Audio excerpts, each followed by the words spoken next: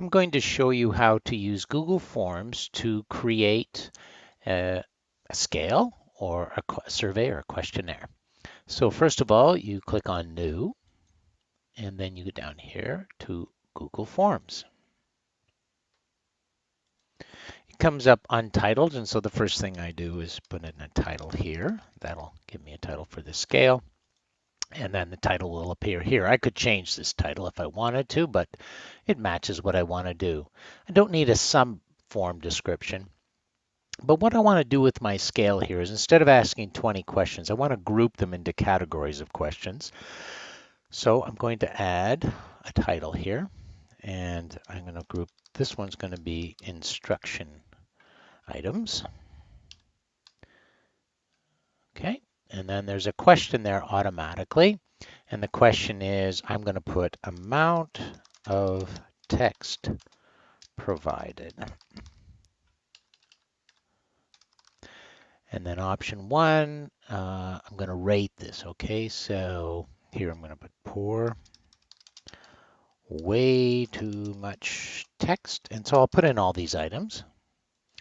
Okay, so I've entered all these items here, fair and poor, fair, good, excellent. I put in what I mean in brackets here. So that's my first question.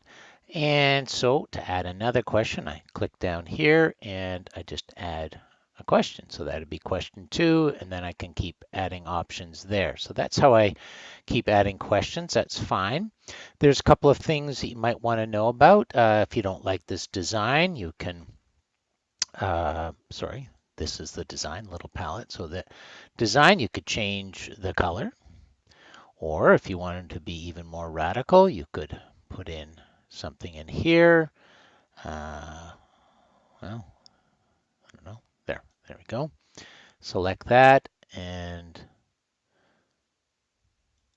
that's what comes up. Not sure if that's an improvement. Honestly, I'd probably go back to that one, but it doesn't matter. And you could, if you wanted to, for example, have people rate images or something like that, you can add an image. You can add a video here as well. You could break your survey into sections if you wanted to. You don't have to do that. So that's how, here's the instruction part. That's the amount of text provided. I might even want to number that if I, because that's item 1. And then I could preview. So that's what somebody's going to see. I can go back to edit here. Now, if I want to give the survey, here's the link right here, right? And I have a shortcut form here, so I can just shortening it and copy that link, but you could just copy that link anywhere and post it somewhere if you wanted to, or send it by email. So here I am in the link. What the link says, I'm going to click on fair here, for example, whatever I was rating. I am going to submit. And I could submit another response, or I could prevent that from happening. Let me show you how. By going to settings, for example, I could can submit only one response, and that requires a login. They could edit their responses if you want. You could show a progress bar. That's probably not a bad idea. I don't think I want to shuffle the question order. And so that's that. And notice there's a response here.